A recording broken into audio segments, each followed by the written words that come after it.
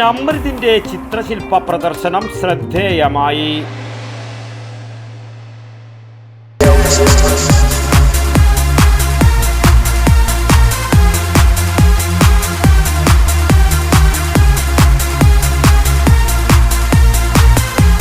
IC Moon ice cream, a Janata charitable society product.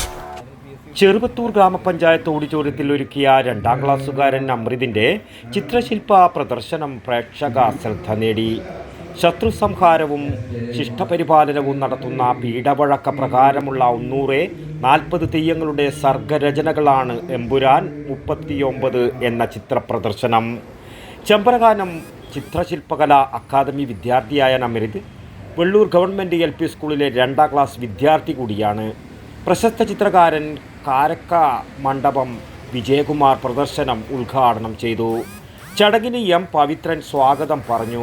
Artist Trikaripur Raveendran അധ്യക്ഷത വഹിച്ചു.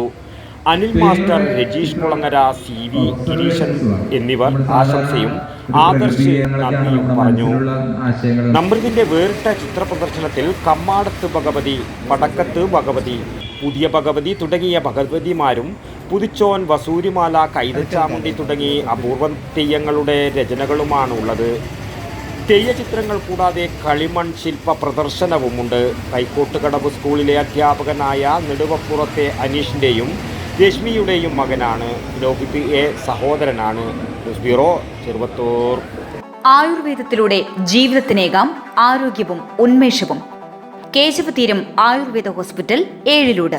പ്രകൃതിയുടെ മടിത്തട്ടിൽ വിശാലമായ ഇക്കോ ഫ്രണ്ട്ലി ക്യാമ്പസ്. ഒഴിച്ചിൽ, കിഴികൾ, ധാര, വസ്തി, നസ്യം, പഞ്ചകർമ്മ ചികിത്സകൾക്കെല്ലാമുള്ള വിപുലമായ സൗകര്യം. മികച്ച ചികിത്സ ഉറപ്പുവരുത്തുന്ന സ്പെഷ്യാലിറ്റി വിഭാഗങ്ങൾ, വിദഗ്ധ ഡോക്ടർമാരുടെ സേവനം, കൃത്യതയാർന്ന പരിചരണം, പ്രകൃതിദത്ത ഭക്ഷണം. കേശവതീരം ആയുർവേദ ഹോസ്പിറ്റൽ, ഏഴിലോട്, കണ്ണൂർ.